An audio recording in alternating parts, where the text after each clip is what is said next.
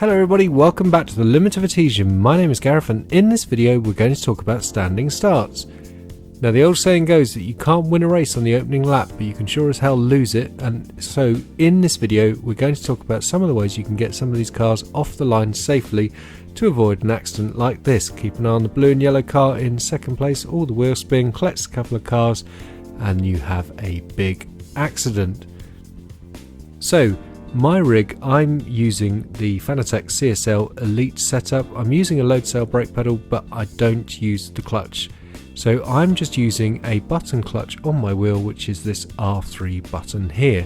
So when you watch these starts, you'll know what setup I'm using. And let's get into it with our first car then, which is the Formula Vee.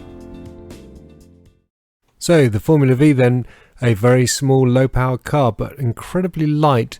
So keep an eye on the power then. Just below the 1 I'm holding it, and then I let go of the button clutch, jam the throttle down, and away we go. Minimal wheel spin. A nice simple start. And now we're going to move on then into Class D, and let's take a look at the Skip Barber.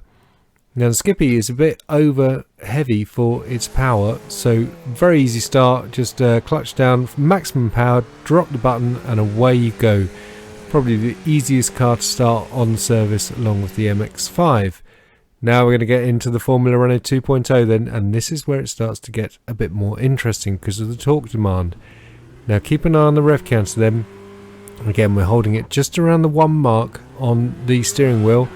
Drop the clutch, but you need to wait a beat and then feed the power in, and that will get you off the line without wheel spin. Now we're going to take a look at a bit of a cheaty start, which Dave from our Hot Lap series prefers. You can see max power, max brake. So you do the brake first, then release the brake with max power on, and away the car goes. I think it's slightly slower than the other start, but it works well for Dave. Moving on then, even more power, we're into the Dallara F3. And here we go then. So again, max brake, max revs, drop the brake and away you go in first gear. A very safe start, providing you can press down hard enough on the pedal. With a load cell it's a little more tricky than with a normal potentiometer brake. Here's a real start then, 4 lights on the dashboard, that's what you're aiming for. And gone up to 5 there, just release the button and away we go then. Again, just waiting for that beat. Once the wheels start rolling, you can then feed the power in smoothly.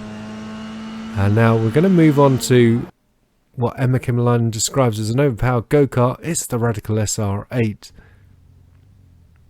Here we go then. Max brake. Bringing the revs up just into the green lights there. 2 green lights.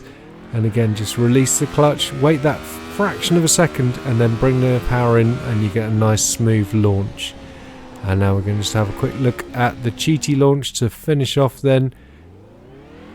And there you go, just it's a very safe and easy launch, but I do think is a fraction slower. So there you go then guys, how to get away from a standing start with a few of the cars available on iRacing. I hope you found it useful. Do come and say hi to us on Discord, like and subscribe to the video and all the usual good stuff if you have found it useful, and we will see you in the next one where we're going to talk about the opening lap. Cheers guys, bye.